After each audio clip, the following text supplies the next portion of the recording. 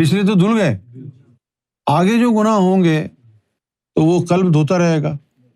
تو اس سے بڑی کیا عطا ہو سکتی ہے یار، کہ پچھلے سارے دھو دیے، اگلوں کا بندوبست کر دیا۔ اب آپ کے اوپر ہے کہ آپ اپنے ذکر قلب کے نور کو گناہوں کو دھونے میں لگا کے رکھیں، یا پھر اگر ترقی کرنی ہے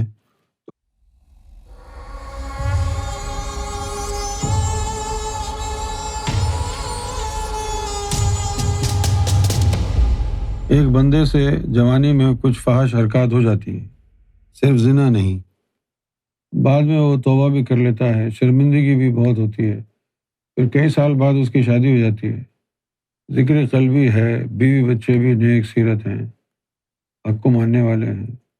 سیدی کی ایک ویڈیو دیکھی جس میں مکافات عمل کی بات کر رہے تھے، کیا اس شخص کی بیوی اور بچوں کو اس کے گناہوں کا حساب دینا پڑے گا؟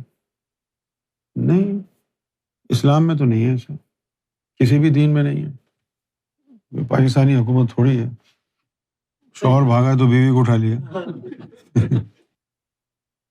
اور پھر آپ نے جو فرمایا نا عبد الرحمن بھائی، کہ جوانی میں کچھ گناہ ہو گئے ہیں اور پھر ذکر قلبی مل گیا، تو جب ذکر قلبی ملا آپ کو اور قلب جاری ہو گیا آپ کا، تو جوانی کیا، پچھلے سارے گناہ جو ہے وہ پہلے اللہ تعالیٰ دھوتا ہے، اس کے بعد ذکر قلب چلتا ہے۔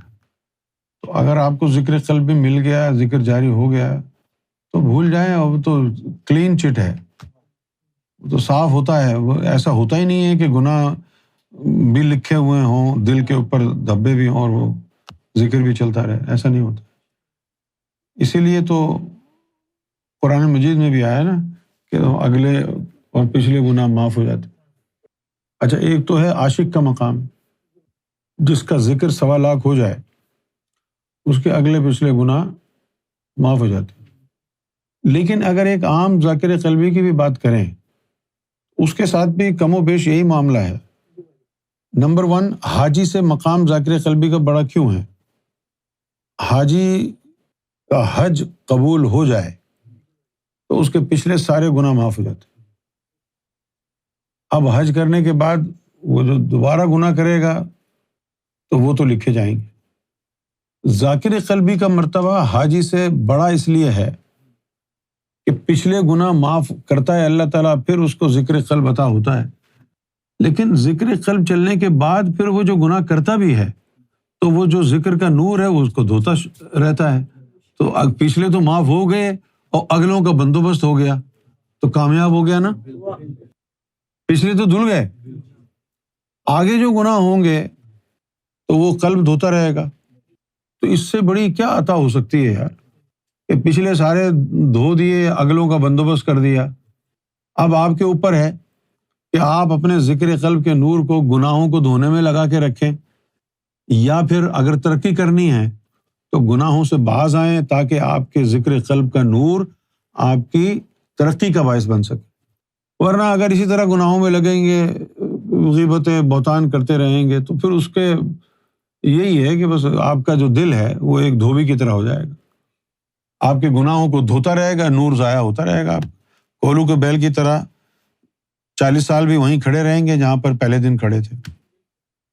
اس لیے زہد بڑا ضروری ہوتا ہے۔ زہد کا مطلب گناہوں سے بچنا ہے۔ قرآن شریف میں اللہ تعالیٰ نے فرمایا کہ اللہ تعالیٰ کو وہ لوگ بھی پسند ہیں جو گناہوں سے بچنے کی تدبیر کرتے ہیں۔ سرکار نے بھی اس کا حوالہ دیا۔ ہر بندے کو ایک چیز کرنی چاہیے، وقتاً فوقتاً اپنے ذکر قلب کو ٹیسٹ کرے، کسی وجہ سے بند تو نہیں ہو گیا ہے۔ بند ہونے کی نشانی کیا ہوگی؟ کہ جہاں سے تجھے فیض ہو رہا ہے وہاں سے تو جذباتی طور پر دور ہوتا جائے گا۔ اگر تو وہاں سے جذباتی طور پر دور ہو رہا ہے تو اس کا مطلب ہے قلب بند ہے۔ اور اگر دن بدن ان کی محبت میں اضافہ ہو رہا ہے، یقین میں اضافہ ہو رہا ہے، تو پھر ترقی ہو رہی ہے، تبھی تو ہو رہا ہے نا۔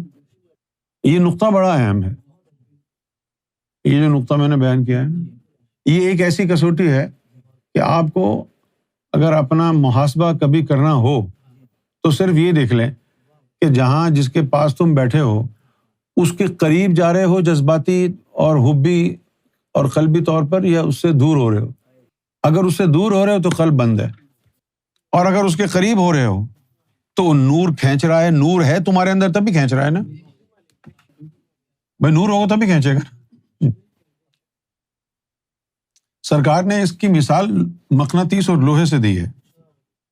جیسے مرشد جو ہے وہ سمجھ لو کہ وہ مقناطیس ہے، چھوٹی چھوٹی لوہے کی سوئی ہیں، نسبت ہے نا، مقناطیس کو لوہے سے نسبت ہے، چھوٹی چھوٹی جو سوئی ہیں لوہے کی، مقناطیس کرو خود ہی آ کر چپک جائیں گی۔ اسی طرح مرشد بھی نور کا گولا ہے، جس کے دل میں ذرا ننا سا بھی، ہلکی سی بھی، ننی سی بھی نور کی کرن ہوئی تو وہ نور کا گولا اس کو کھینچ لے گا۔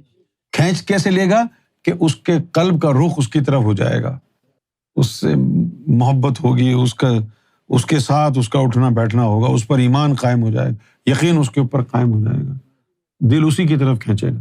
اگر تمہارا دل اسی کی طرف کھینچ رہا ہے تو اس کا مطلب ہے دل میں نور ہے، تبھی تو کھینچ رہا ہے، مقناطیس تبھی کھینچ رہا ہے تم کو۔ اور اگر نہیں کھینچ رہا تم بس ٹھیک ہے یار، کبھی چلے گئے تو چلے گئے، دل سے نہیں ہوتا کہ یار میں جاؤں، میں بیٹھوں، دل اس کی طرف کھینچے۔ اگر دل اس کی طرف نہیں کھینچتا ہے تو تمہارے اندر نور نہیں ہے۔ ویسے تو بڑا آسان ہے کہنا بھی میں بھی سرکار کا ماننے والا ہوں، لیکن اس کا ثبوت کیا ہے؟ اس کا ثبوت کیا ہے؟ ثبوت اس کا یہ ہے کہ وہ نور کا گولا ہے، تیرے دل میں نور ہوگا تو وہ نور کے گولے سے چپک کے رہے گا۔ اب مسئلہ یہ ہے کہ اب غیبت کا واقعہ ہو چکا ہے، اب وہ نور کا گولا کہاں ہے جو تم کھینچ کے لگو گے؟ اب نور کا گولا کہاں ہے؟ اب نور کا گولا تو وہی ہوگا نا جن کو انہوں نے بٹھایا ہے کہ بھائی تم یہاں بیٹھو، وہیں نور کا گولا ہوگا، وہیں تمہارا جی چاہے گا، کھچاؤ پیدا ہوگا، کیونکہ وہ مقناطیس کھینچے گا نا۔ اور اگر مقناطیس تجھے کھینچ نہیں رہا تو پھر تیرے اندر نور ہی نہیں ہے، تبھی تو دور چلا گیا، نور ختم ہوا تبھی دور گیا نا۔ جو نور جا چکا تھا، پہلے لگے ہوئے تھے، پھر خارج ہوا، خوارج میں چلے گئے، ایسے بھی بد نصیب ہوں گے۔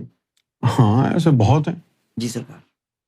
تمہیں یاد ہے سرکار نے ایک مرتبہ فرمایا تھا کہ یہ جو بڑی بڑی ہستیاں آتی ہیں نا، جی سرکار، ان سے لوگوں کو فائدہ کم، نقصان زیادہ ہوتا ہے۔ بالکل بالکل۔ نقصان زیادہ کیسے ہوتا ہے کہ لوگوں کو نہ یہ بتاتے ہیں، نہ لوگوں کو پتہ چلتا ہے کہ کون ہے وہ، اور لوگ جو ہے وہ اپنا منہ کھول کے بکواس کرتے ہیں اور ان کا ایمان کٹ جاتا ہے۔ وہ ایمان کٹنے کے بعد دوبارہ جڑتا نہیں۔ جیسے غوث پاک رو رہے تھے، غوث پاک وضو فرما رہے تھے، تو اسی دوران کیا ہوا کہ ایک کوا اوپر سے گزرا، اس نے بیٹ کر دی۔